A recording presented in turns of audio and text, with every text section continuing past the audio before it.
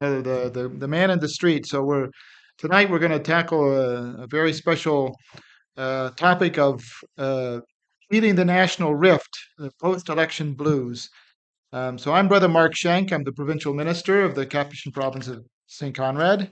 And I'm Father Christopher Gama. I'm the new associate pastor of one of our Capuchin parishes here in the Archdiocese of Denver.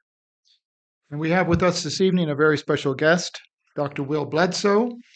He's an adjunct professor, and he's also an internationally recognized researcher, a restorative justice program director, a trainer, and an organizational consultant.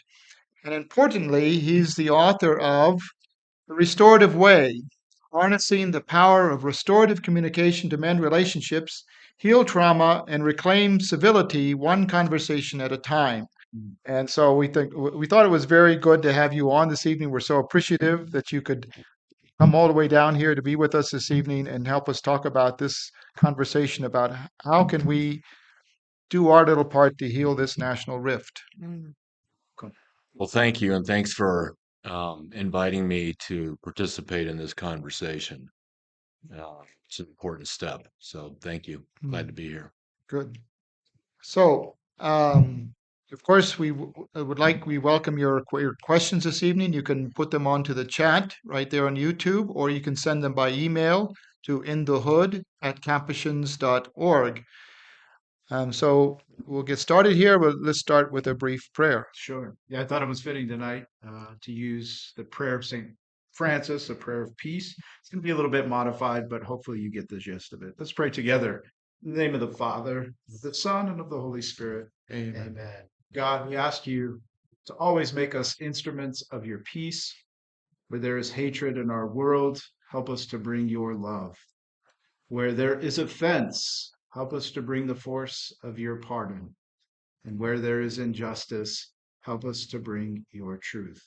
Watch over us this night on this podcast. Be with our viewers, be with our world where there's tension and conflict. We ask this through Christ our Lord. Amen. Father, Son, Holy Spirit. Amen. Thank you, Father Christopher. Yes. To sort of set the stage this evening, I thought I would read this quote from an article that was published in Knowable magazine last August, and because I think it kind of perfectly sums up the whole topic. It said, America, it is often said, has never been more divided. Gone are the days when politicians routinely broker deals across the aisle, and Republican and Democratic voters could disagree on policy yet still get along over the dinner table. Instead, polarization has transformed the democratic process, which once thrived on compromise and respectful dialogue, into a winner-takes-all battleground of dysfunction and animosity. Congress, mired in perpetual gridlock, struggles to pass even the most essential legislation, undermining the principles of democracy. This legislative stalemate reflects a broader societal trend where Americans increasingly see those with opposing views not merely as adversaries, but as enemies. Unquote. And the article points out that this is not just America either, that it's something that's going on in most developed democracies. And so we wanted to discuss that this evening. So we're a little over 2 weeks removed from the very contentious presidential election, and we're a week away from Thanksgiving. And this becomes kind of an explosive combination at times. There are obviously very strong feelings on both sides of the presidential election. And it's often said that, well, during these family gatherings like Thanksgiving, we should avoid topics centering on politics and religion. But is this really the best way to attain the communio, which is at the heart of Christianity, by avoiding difficult conversations? So how do we begin to move forward towards a greater unity in a nation that is so divided? And it's with the hope of answering these questions that we have asked Dr. Bledsoe to be with us here this evening. Oh, It's thanks. just a small little. Oh, look at the time. Well, I think it's such a wonderful quote. I mean, all we're doing is paying attention to what's happening, and it's important to talk about it. It's important to talk about the animosity. It's important to talk about the contempt on both sides. It's important to talk about the resentment and the bitterness and the depression that comes along with this. And you mentioned Thanksgiving, families getting together who have different political views. One side might be celebrating, the other side might be, Morning. horrified. And so, if we don't, so I don't really have all the answers for that. I'm usually somebody who comes in after the fact, after something has exploded. People have hurt each other's feelings. People have said things about each other. Um, but I think it's important for families to be aware that this is a tension that exists, and maybe you can put some agreements in place, like you said. But what we're doing here, and what I try to do increasingly with my clientele, is to just be very honest about what we're seeing, be honest about what's happening, be honest about what the impact is, what needs are being trampled on, and what can we do to collaborate to, try to bring some peace between warring parties, whether it's in our own family or it's in our schools or our workplaces or, certainly on a social level. So in your particular work or level of service, do you work primarily in the counseling setting or in a professional setting, or what does that look like on a day-to-day kind of perspective for you when you get called in to maybe do some conflict resolution or to mitigate some of those tensious conflicts? Just to help our viewers know where you're Yeah, coming from. that's a really good question. I'm not a therapist. I'm somebody who studies human communication Mm. and tries to discover the impact, the psychology within that. So I'm not a therapist. I'm not a counselor. I'm a communication person. So people usually call me when if it's a workplace or even if it's a family or if it's a school, Mm. the climate, the social climate, the relationships between members has reached a point to where conflict has become entrenched, resentment and bitterness. And so it's good that they call somebody like me. I'm not the only one. They call somebody like me because I can come in and basically do a timeout Gotcha. and say, well, let's look at what you're saying about each other. Mm. Do you understand the impact of that? Right. There's the quote, the sticks and stones break our bones, words will never hurt us. Mhm. Half of that's not true. So the words can stay with us for a long, long time. Mm. You mentioned in your book that you kind of got into this work. What sort of pushed you into this was the Columbine massacre. And I don't want to say that there's a direct parallel or anything like that, but what what can that experience there, that episode in our nation's history, teach us about what's going on now? That's a really good question. Mm. You know, the question, first of all, I was looking for a subject area that would produce a dissertation. And I wanted that subject area to be something that was meaningful to me. So it wasn't just an academic pursuit. So when the Columbine massacre happened and it was suggested that revenge for bullying might have been one of the motivating factors, it really activated something in me. And I thought, I've got to do something about this because the question everybody was asking and still asks when there's a school shooting is why didn't we see this coming? And my question was, we probably did see it, but we didn't have the methodology or we didn't have the skills and the practices and the programming in K-12 schools to be able to work with this issue of bullying. Mm. And so that's how I was introduced to restorative justice. I met a woman who was a pioneer in restorative justice in Colorado. Her name was Dr. Beverly Title, and she had built a nationally acclaimed bully proofing program for middle schools. Mm. And so when I went to see her and I explained my background in Native American religious traditions, and she said, I think you need to come and participate in a restorative justice circle. And so I did as an observer. What I experienced in that circle, the light bulb went off in my head. It spoke to my heart. And I thought, this is what I want to do with the rest of my life. Mm. So, That's great. Yeah. One of the other influences that you talk about in your book, which obviously it struck a chord with me, is you bring in St. Francis Mhm. in there.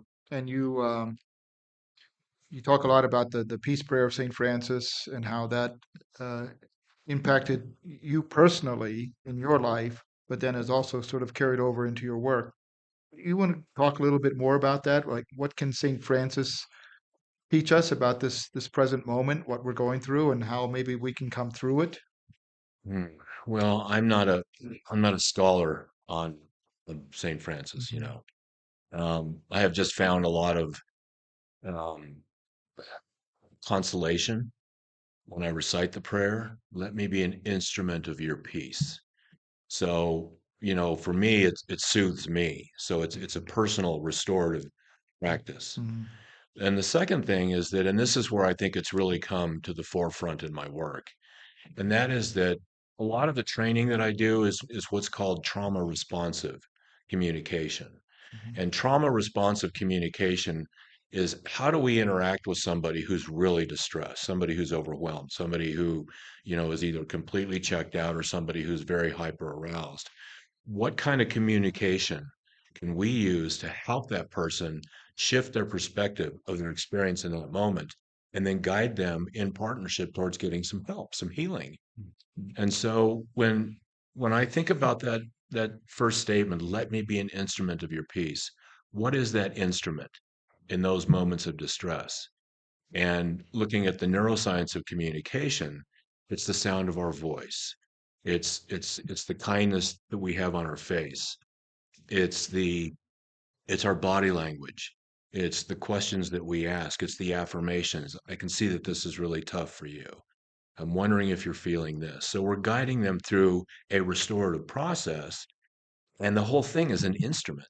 Mhm. And so that's where I see the intersection of the peace prayer of St. Francis with restorative communication. You can't talk about the peace prayer of St. Francis when you're training somebody because you're doing it in a secular environment. Right. But if somebody, pulls me off set and says, "Well, what is it that speaks to you about this method?" I would say we're helping somebody to gain some sense of being cared for. It's empathy in this process is a technology. It's not an ideal. Mhm. When we extend empathy for somebody, then they start to relax, and a lot of it has to do with mirror neurons and all the neuroscience. But I'd like to respond to a couple of things that you said. Very providentially, we have some similar maybe ways of viewing the world. So I was a young man when the Columbine shootings happened, but later on I was impacted on a secondary level from that. Being from Colorado, it was all over the news at that time. But one of the young men that was shot during that horrific event, his name is Patrick Ireland. He mhm, was a young man that was pulled by the SWAT team on national television out of the cafeteria, kind of with a limp body. I remember. He was shot 3 times that day, one in the arm, one in the leg, and also in the head. So he had to learn how to walk again, learn how to talk again. But he made a triumphant recovery and even carried the torch in one of the Olympics. But by God's providence, I was one of his fraternity brothers at Hmm, Colorado State University. really? And so I think God put him in my life to see what an instrument of peace could look like. He's probably the most outstanding young man I've ever met, very courageous. But you mentioned St. Francis as kind of a motivator of empathy. I like what you said about empathy as a technology. Mhm, That's really a profound insight. And I think St. Francis, if you study his life, had lots of trauma as well. Uh, he experienced probably a traumatic bullying from his own father, mhm, and then also tried to be somebody that he wasn't really intended to be as a knight. He went into battle against Perugia and was probably traumatized in war and certainly in jail. And so some scholars say that Francis struggled with that PTSD, but there had to be some transformation that he eventually went through. He found that technology, we could say maybe the Spirit of God, um, helped him to overcome that woundedness because he becomes this great advocate for peace. And so when I think of a peacemaker, I think of Francis's encounter with the Sultan during the Crusades, because Christians at that time weren't able to find that technology, right? They got into this dichotomy that we're kind of outlining tonight for our guests, that Francis somehow navigates through the wormhole to be this instrument of God's peace. And because of that ability to do that, to this day, the Franciscans are the only religious order priests that are allowed to be the curators and the caretakers of shrines at Jerusalem. Hmm. And so that tradition of being that peacemaker still impacts us today. And so this work is a divine work, I think, even though it is difficult. Yeah, it is, I think. But I have never, um, I've done probably 1,000 of these encounters in restorative justice, restorative practices, restorative workplaces. And when I facilitate these, I can honestly say that I've never left unsatisfied in the conversation that happens Mm. because of the connection that happens between people if you take them through this process. And in terms of empathy and a restorative communication, a dialogue or a conversation, there's something that we've referred to as dropping from the head to the heart. Mm. And that's when, if I see the pain that I've caused you, or if I listen to the pain of somebody else that was caused by this person, or if I listen to the pain that the person who committed the offense is feeling, all of a sudden that becomes a way of knowing, a way of understanding, and it activates, in my experience, it activates our heart. And so it's a way of understanding. It's a way of then activating some empathy. And out of that empathy then comes compassion. Mm. And then compassion leads to taking restorative action. How are we going to come together? What do we need to do to repair the harm? What is our agreement? What kind of support do we all need moving forward? And, this restoration is an ancient practice. Mm. It comes out of the tribal traditions of indigenous communities. Mm. And it certainly aligns, I think, with the Christ message. For sure. Mhm. Can you kind of walk us through, like in a concrete case that you've dealt with, and I'm sure you have to abbreviate it a lot, but is there, let's just sort of, Yeah, let me I'm glad you asked me that because this is not a case that I facilitated, but it's a case that one of my team members facilitated. And this was way back when I was working in the criminal justice system. And so the restorative process um, asks 5 questions. What happened or is happening? Who is everyone that's been impacted, right?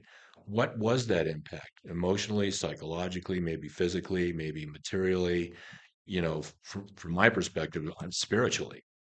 And so, and then what are the underlying issues, reasons or conditions or motivations that would have compelled this to happen? And when we ask that question, it's not about blame. It's about looking for perhaps some needs that were trying to be met, or needs that had they been met, this wouldn't have happened.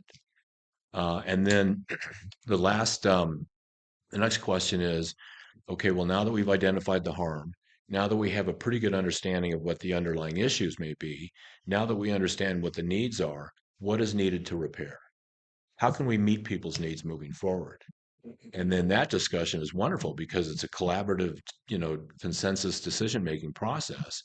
And then we put it into a concrete restorative, reparative action plan that's measurable.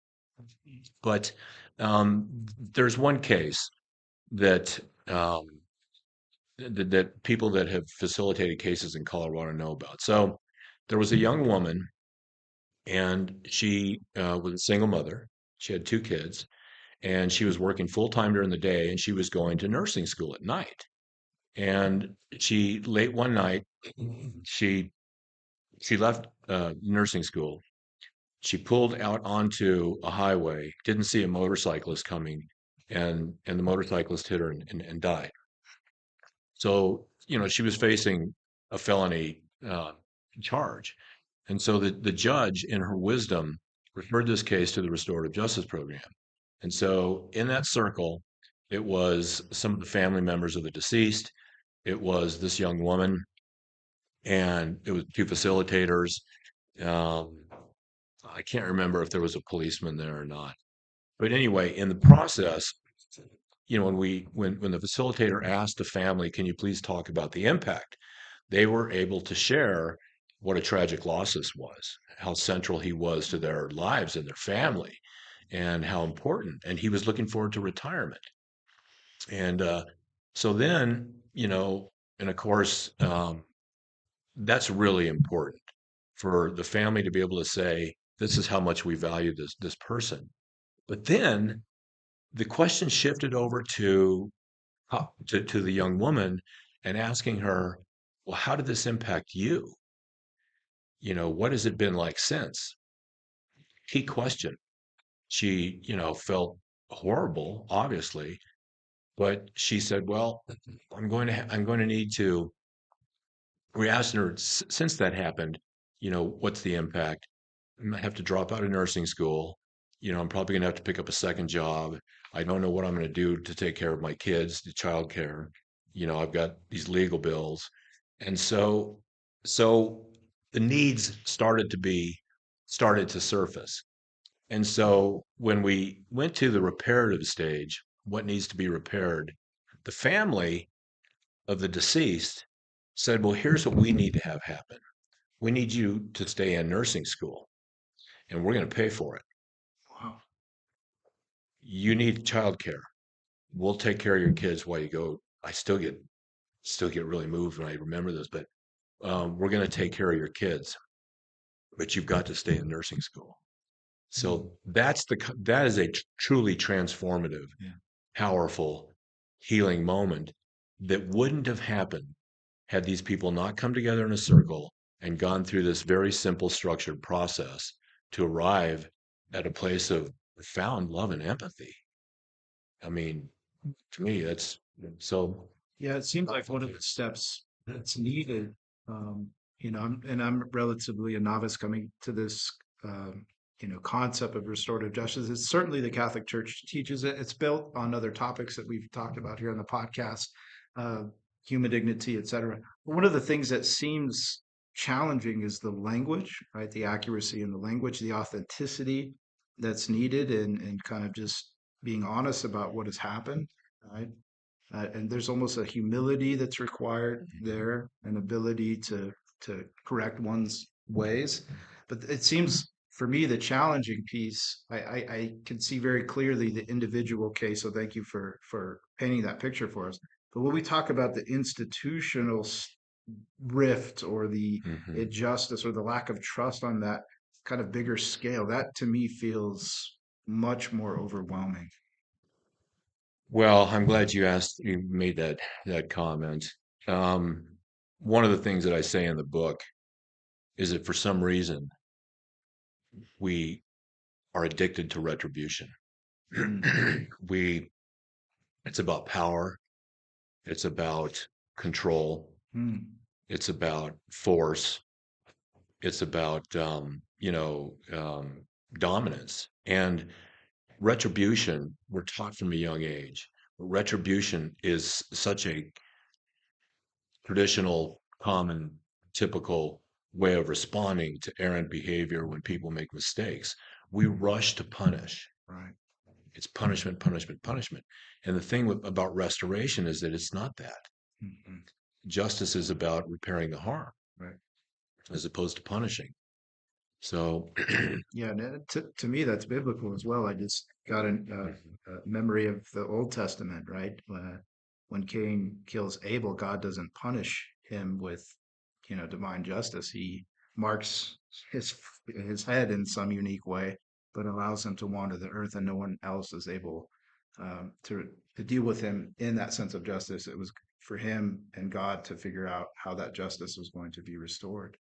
in restorative justice process or restorative practices or restorative conflict mediation, before you ever get to the encounter, you're working with the individuals. Hmm. You're gaining their trust. Yeah. You're letting them know, look, this is we're all human. we make mistakes. Yes, there was some harm that was caused. We're going to create an opportunity to repair that. So this is where the trauma responsive communication comes into play, because you're working with what people have been thinking Mm. about what happened. And it's, cases don't just immediately, we don't just jump in a circle and hold hands and, you know, sing kumbaya. It just doesn't work that way. You've got to do a lot of preparatory work. Yeah. But I think what you're pointing to is this bigger picture, Yeah. this national rift. And gosh, I wish I had enough wisdom to be able to say, well, if we do this, it'll stop. And I But would imagine it takes a lot of commitment too to keep at it. Like in the case that you mentioned, I'm sure that didn't happen in one session, right? I'm sure that there was you know, a commitment to continue Mhm. those efforts. And we see conflicts among religions, around political, dynamics, and it seems like we're lacking that force in the world to build that bridge to help people to find a place of peace. Yeah, and I don't think, one of the things that I've always been an advocate for, we don't teach conflict management in K-12 schools. Right. We don't That's teach students how to resolve their differences or their issues.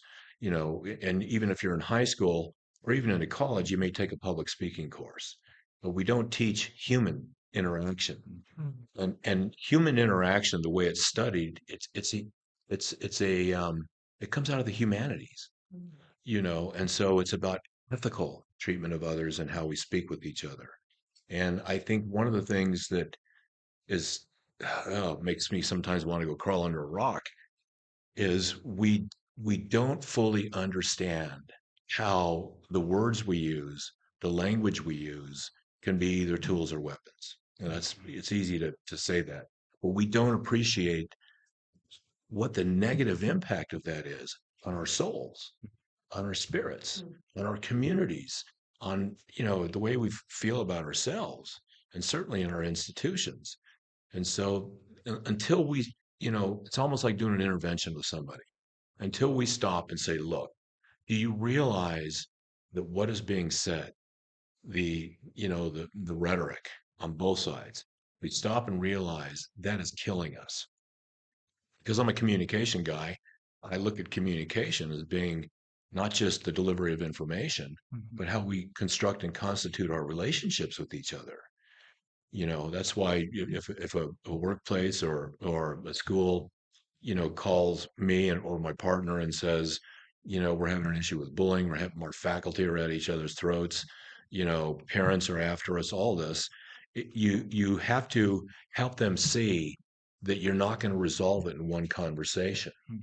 You have to implement this on a systemic level. These conversations happening in classrooms, happening in parent meetings, happening in faculty meetings, and teach people the process. And I've found that they will then begin to think Mm. in terms of the process. So instead of me saying, well, I'm going to go gossip, or, there's might be a little brief light bulb that says, you know, I'm going to hurt this person, even though they may not hear it. Right. So, Yeah, you've given me some good things to think about. And, we encounter couples a lot, in the parish or maybe in the confessional. And one of the things that I've seen on social media this past week, that couples are to the brink of divorce because of this election, which to me is, crazy. I'm sure there was problems before the election, but, to have some way to just say time out, let's enter into the process and kind of articulate some of those steps is very helpful.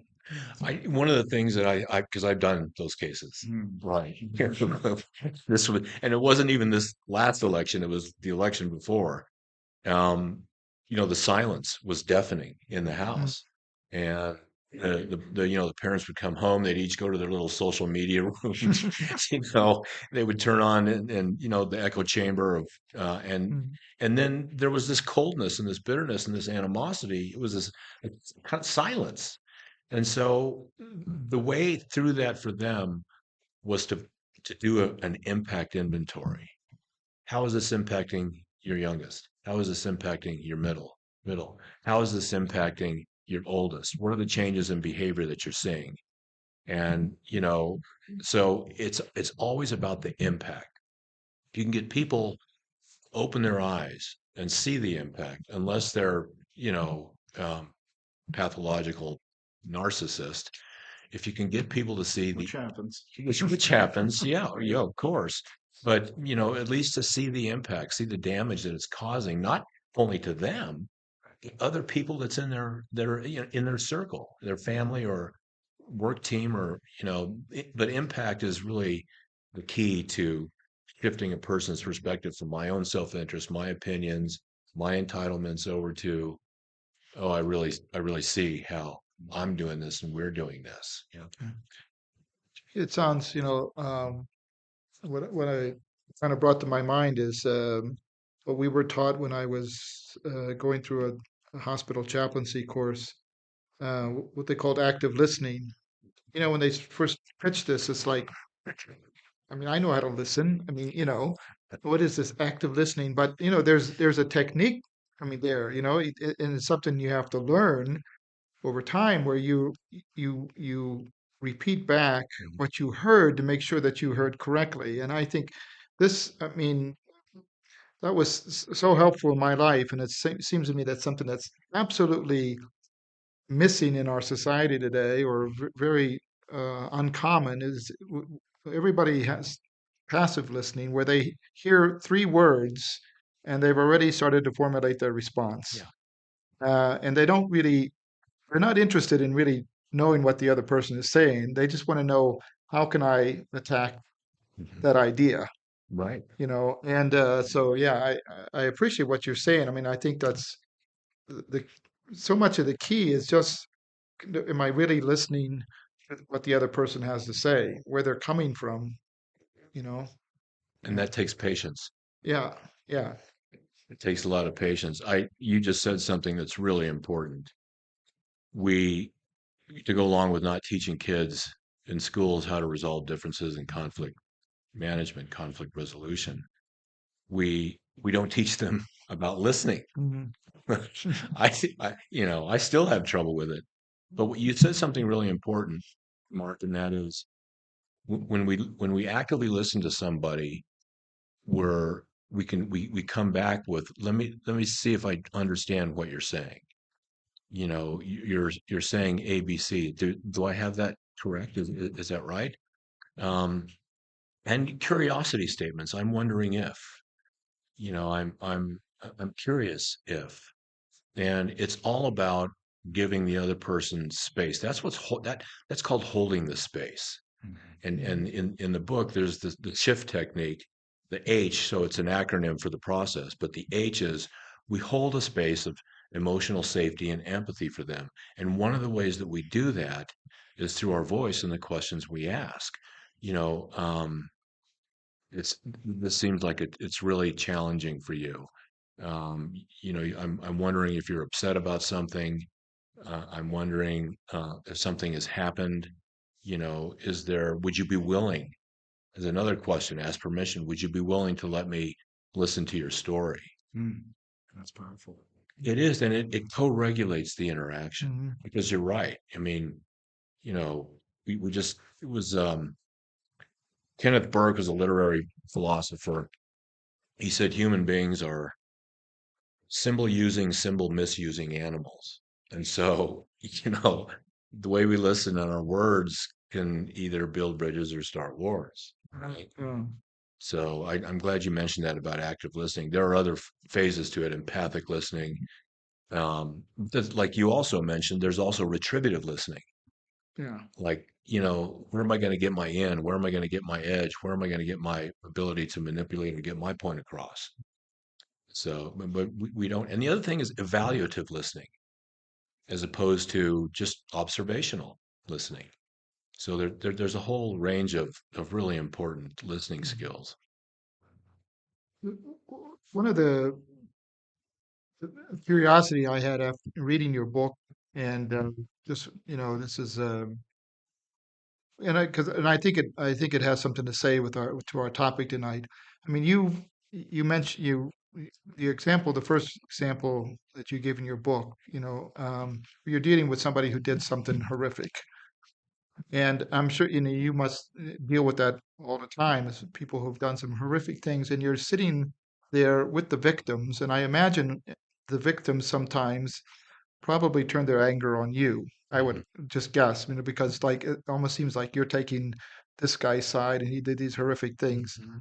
And I just know, all I have to do sometimes, and I know I shouldn't do this. I tell myself, Don't do that." But I go onto the comment sections of articles sometimes, and and it drives me crazy, and I start, like, no, that's you stupid, and I'm reacting to this, and I'm just wondering, it's how do you keep from like reacting, like, this letting this visceral reaction come out, because that would kind of ruin the whole process, I would imagine, and you have to have so much control over your own emotional state. How do you do that? I go into the men's room and I scream. Right. So no, you just, I guess, first of all, if you're in the moment and something's happening and we get activated, is to breathe and to affirm for myself that I am not in charge. I'm not in control, you know, and of course people have gotten angry with me after the fact, after the circle is over. He got off easy, or she this, whatever. And I've learned just to say, is there anything else? Thank you for sharing this with me. I really appreciate your input, and I'm sorry I didn't meet your needs. I'm wondering if there was any part of this that you found valuable. Did you feel heard? Mhm.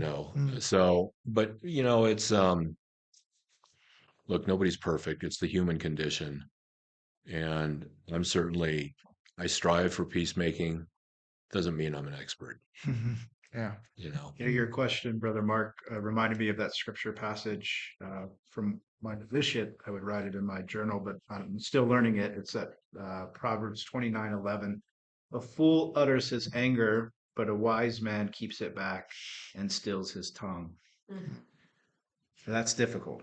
That's difficult to do. But one of the things I've learned in some of the techniques that we're kind of outlining for our viewers tonight, one of the things I'm seeing happening in our culture, kind of what Brother Mark articulated, is that addiction to cortisol in Mhm. our world. Right? So there's a psychosomatic, there's a biological dimension to this. And the best way I can describe this for myself and people that I've worked with is when you get that kind of tunnel vision, like when somebody cuts you off in traffic, right, and your adrenaline and your blood pressure just gets into that, small little circle in your sight. That's where the cortisol and adrenaline's rushing to your hypothalamus, to your frontal cortex, Mhm. and that's when you feel that aggression, right? And I think that's biological. I think those things responses are there probably for reasons beyond. But I like what you said in those moments when you have that self-awareness, hopefully, right? We need to learn to take breath, bring oxygen back into the bloodstream and dissipate some of those chemicals that are rushing into the brain. But I've noticed within myself, once that biological process kind of dissipates, then there's the anxiety, right? And I want that feeling, that rush again, maybe subconsciously. So what that builds for me over time is like a fear of being wrong, Mm. and so I think subconsciously I know this person I need to reconcile somehow, but I'm fearful of Mhm. making a mistake, or I'm fearful of maybe I did do harm. And so I would rather have that addictive experience and not reconcile and feed into the conflict, which is toxic. It's a Yeah. toxic behavior trait, rather than take the more restorative path to healing. But, Mhm. but for a lot of people, including myself, I think that's a trauma response. Yes, it is. It is. Mm. It's our amygdala. Yeah. It's our reptilian brain, Yeah. fight, flight, Yeah. or freeze. But there's a step in there that we miss, which is to question the story we're telling ourselves about what happened. Mm. And so, with the question that you were asking me, does somebody get upset at you? I have to first notice, the stuff that's going on in my nervous system, Mhm.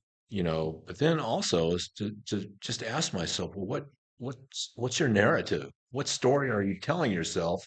And by the way, what are your core beliefs about that? Mhm. You It's know, excellent. so I mean, and but look, we're imperfect. This is great. It works, when I work it. That doesn't mean that I don't. I'm driving down here on the freeway and it's just bumper to bumper and people are just so aggro and I'm like, oh my God, can I take a farm road there? Drives me crazy. Yeah, so I just I get over in the right lane and I just stay there and get behind a truck and nobody will cut me off. So, Brother Mark, I don't know if you're ready for questions, but I see some filing. I just try this, and you may say this is another episode entirely. But so you talked a little bit about the shift technique. Mhm. So we're sitting at the Thanksgiving table, and somebody starts conversation about politics. Things are getting tense. How do you use the shift to? First of all, everybody's feeling the nerves when Mm, that exchange happens. mm, People are like, oh boy, here we go. And so that's why there has to be a respect agreement put in place, a respect agreement, knowing that there's, different opinions and different political persuasions, to have a respect agreement. Can we agree to, respect that we have different opinions? Can we agree to interact with each other respectfully? Can we agree to take responsibility for what we're going to say? mm. And if you have that agreement in place, and I know this sounds awkward, but I would ask everybody to sign it. I mean, that's what I did in one hospital where I was working. Ask everybody to sign it, and then you just put the agreement on the table. And if things start to happen, you can just take a deep breath and go, "I'd like to remind us of our agreement." Yeah. That's it's you're constraining the interaction, Mhm. and you can't wear a T-shirt for your so you have to preempt it. Yeah. Mhm. Respect agreement is a great thing to have. Five things. We're not going to talk about politics. We may or may not talk. We won't talk about religion, but we'll pray. So we're not going to nothing contentious. We're here to give thanks, Mhm. and giving thanks means we give thanks for each other being in our lives. No red hats. No red hats. No red hats, and no cat lady hats. So But I do think there is some healthy fruit that can come from a family that can navigate through the tension, through the art of healthy conflict, right? Because at the end of the day, it does build a deeper sense of trust, a deeper sense of respect, Mhm. and a deeper sense of learning of, oh, that other person may think differently than me, but we're actually similar in some ways. Mhm. Exactly. And Yeah. until you actually express yourself or kind of dialogue or communicate in those boundary areas that are healthy for everyone, you learn something new about who you're Mhm. living with or trying to live with. Yeah. I think one question that I like to ask is what are your greatest fears? Mm, You know, and what do you need to feel okay moving forward? I like that. That's a facilitative approach to that conversation. Mm, What do you need? Because a lot of times we're so busy following our opinions that we don't stop and ask ourselves, well, how do I want to feel with this? Or what do I really need here? yeah, We immediately go to, judgment, evaluation, retribution, all that stuff. it's excellent. Mhm. Excellent. All right. Do we want to take some questions? Sure. Again, for those watching, please send in your questions on the chat box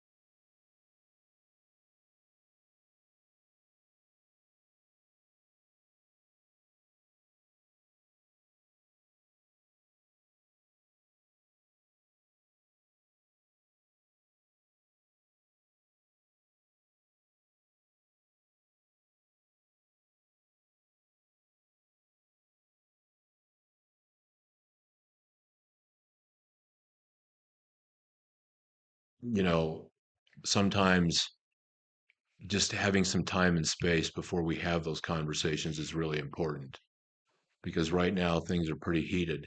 But the other thing too is I think to ask how important is our relationship with each other? How important is the relationship that you and I have? Is the relationship between you? How important is that? Is that a priority for you? Because if it is, then maybe that will help you inform what you're going to say when it comes to the election. Communication is at its best when it functions on the relationship level of meaning. How important is this relationship? And if I understand that and if I accept that, then I'm going to come from a completely different place when I'm going to be interacting with somebody. In a sense, I always think that if a conversation at Thanksgiving goes off the rails in this sense, it's almost too late. I mean, my reflection is, does this family have nothing else to talk about besides politics? I mean, I would think in a healthy family where there's good relationships, you don't have time to talk about politics. Nobody wants to talk about politics. It's boring. It's, and you've got so much other stuff to talk about. Why would you want to bring in politics? So, I don't know. Now, I don't, I've never had the experience of having blow up during our holiday meals because we were too busy having fun. So uh, I almost think that there's already something there, and perhaps you're not going to solve it at that point. The solution is to work ahead of time and building up these relationships in your family so that you don't have to talk about politics at the Thanksgiving table because you've got other things to talk about. Yeah, and you can set aside time to have that conversation and go through the restorative process. Mm, So what would you do, Brother Mark? And I know I won't mention his name, but we had this one famous friar that was notorious for kind of goading the conversation in that direction. He would almost look for the conflict out of boredom, maybe, or out of just wanting to stir the pot and walk out of the room. mhm, We all have one of those uncles or aunts that mhm. are going to show up to the conversation and maybe be that type of personality. And so how would you respond to that person that always kind of likes to push the nuclear button and then walk away? If it was me, I would just say, "Ouch, ouch." Do you understand the impact of what you just said? Yeah. Mm, You Yeah. know, I'm wondering if anybody else felt it. Hmm. You know, the dinner table, especially Thanksgiving, it should be a sanctuary. It should be a safe zone. Hmm. You say we're going to have an emotionally safe dinner together. No throwing of the turkey legs. None of that. We're here to give thanks for each other and for our lives, and that's another thing too. List when you start the dinner after you said prayer, said grace. I'd like everybody to name two things that they're really grateful for hmm, this Thanksgiving, just to kind of soften the ground. that's interesting. Um, we had this sent in by Fred by email ahead of time, and there's no real question here, but he asked us to discuss. Okay. Now, trigger warning. So he says the recent election returns ratified my belief that America is a leader in misogyny, racism, violence, and materialism. Recent reports show that Roman Catholics once again voted against morality and decency and supported an individual and party renowned for its indecency. Catholic churches are now the most segregated places to be on a Sunday morning. My brother is now my enemy. Discuss. Unquote. Over to you guys. I think you just made our point why we're having this conversation tonight. Yeah. I mean, first of all, I think in fairness, I mean, what I would like to point out is, Well, thank you for the question. Thank you for well, feeling courageous to express it. yeah, Yeah. um, It is challenging. I think mine is, I don't really know if you can talk about a Catholic vote. I mean, this is, reading E.J. Dionne, who's the Mhm. columnist for the Washington Post, and he points this out, that um, Catholics have support for any of the two major parties has never fallen below 40% among Catholic voters. So this time around, okay, the majority of Catholic voters went for Trump, but 40% voted for Kamala Harris. Mhm. And in other times, Catholic vote has gone Democratic, but the support for the Republican candidate has never fallen below 40%. So Catholics are really basically right there in the middle, and it shifts one way or the other from time to time. But it's really hard to talk about Catholic bloc, I think, So that would just be my partial answer to that. Yeah. Um, Yeah, for me, I would take maybe a little bit more biblical approach. And, we're approaching the end of the liturgical year. This coming Sunday is Christ the King. And I think we're all searching for that king, right? That place of Mm. rest, mm, that place of common sense, that place of justice.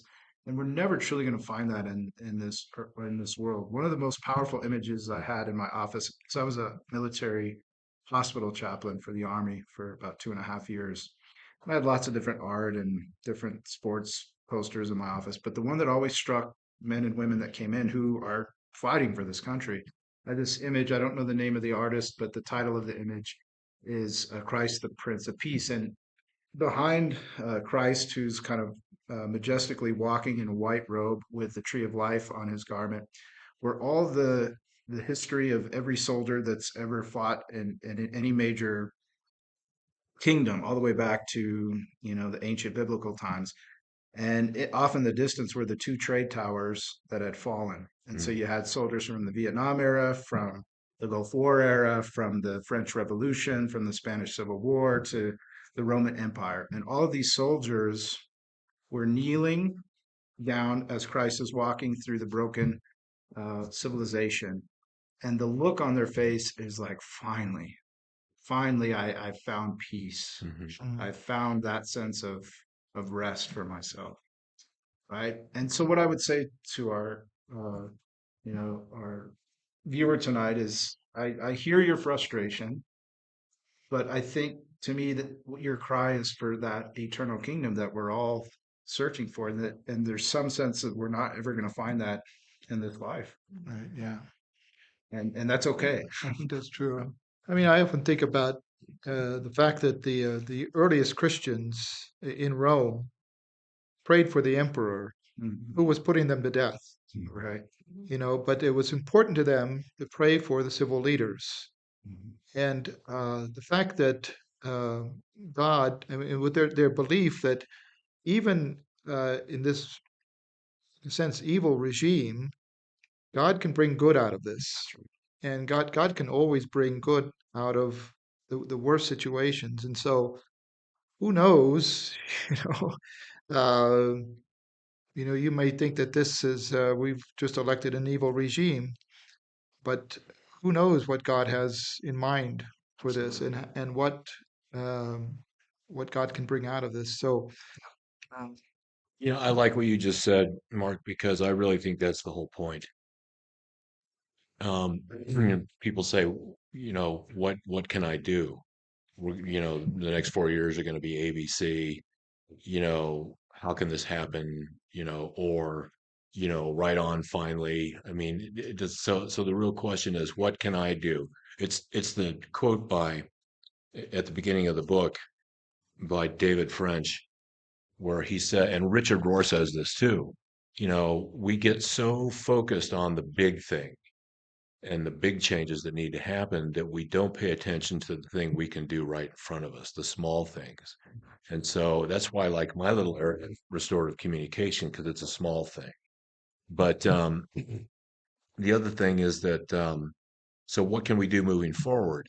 You know, be an instrument of peace in your very next conversation with somebody. Mm. You know, when I go to the grocery store, I make sure that I ask the grocery clerk, "Hey, how's your day going? How are you doing?" You know, just that brief exchange, there's a little bit of humanity that's happening.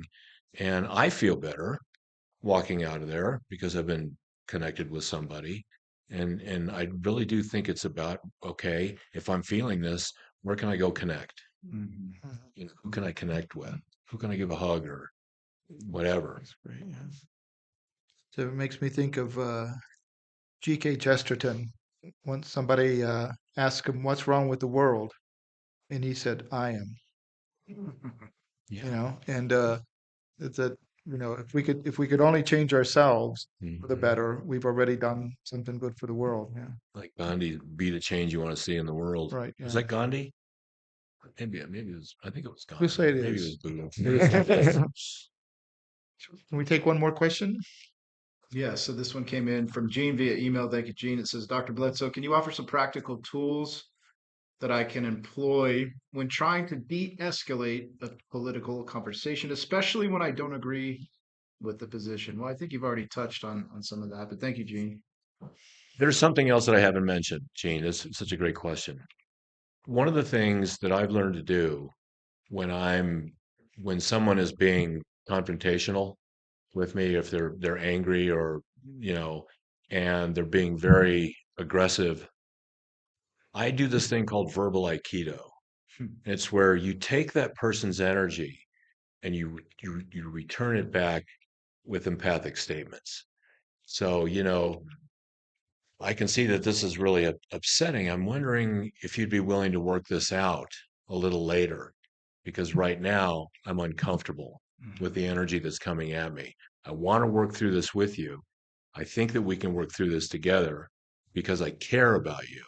But right now, I need to take a step back. I need to go collect myself, cool down. Are you willing to work on this later? Well, of course. You know, it's like, okay, good. See, we have an agreement. Uh, this that whole idea, I think you call it co-regulation Uh-huh. in your book. That was totally new for me, but it makes so much sense. Is that, of course, when you come at somebody angrily and then they come back at you angrily, then it just It escalates, escalates. and so you need to come back calmly, Yes. and their system begins to Mhm. mirror that as well. We slow our breathing down. We lower our voice. We don't speak from up here. We speak from our diaphragm and we try to put some kindness on our face. It does have the effect of, it can have the Yeah. effect of co-regulating the other person's nervous system because this fascinating phenomenon, mirror neurons, you know, Mhm. where we neural attunement, where we pick up on another person's nervous system, but they also pick up on ours. So what you just said is really important. Yeah. How can I calm myself and come back with, you know, some empathy? Yeah. It's great. Well, I think we've covered a lot of ground this evening, and I think it's been a fascinating conversation. Hmm. Thank you so much again for coming in and being with us and sharing your knowledge and your experience in this. And hopefully, it's I think it's done some good for me. I think I've learned a Hmm. lot this evening, and hopefully, it's done the same thing for our listeners. Well, thank you. You're welcome. Yeah, it's been a Thank pleasure. you. It's been fun for me too. The more I know, the more I realize how much I really don't know. That's So, that's a sign of a good scholar. well, an imperfect one at that. So thank you for everyone for joining us on this important episode of In the Hood. If you'd enjoyed this presentation, please be sure to like and share and subscribe. Tell your friends about it. And remember that we also have some other series on our web channel, on our YouTube channel. We have Good Morning, Good People that comes out Monday, Wednesday, and Friday. And in December, the first Friday of Advent, we're going to be debuting a new segment of Good Morning, Good People. It's going to be a live segment with Brother Jude, who's going to be praying with you and for you. So you could be sending in your prayer intentions on Friday morning at 9 o'clock, and Brother Jude will be praying with you and for you. We also have a simple word which comes out on Thursdays, which talks about the gospel for the coming Sunday. and a ministry series that comes out every so often, and also a vocation series that comes out talking about the vocations, how the friars got to be friars. So, uh, next month episode, what are we talking about next month? It's talking about the Christmas, the Christmas story, and the historicity of Jesus. What can we say about Jesus as a historical figure? Okay. We're going to talk about that next What week. to say about that? Yeah. So thank you all for joining us, and we'll see you next month. God bless. Good night.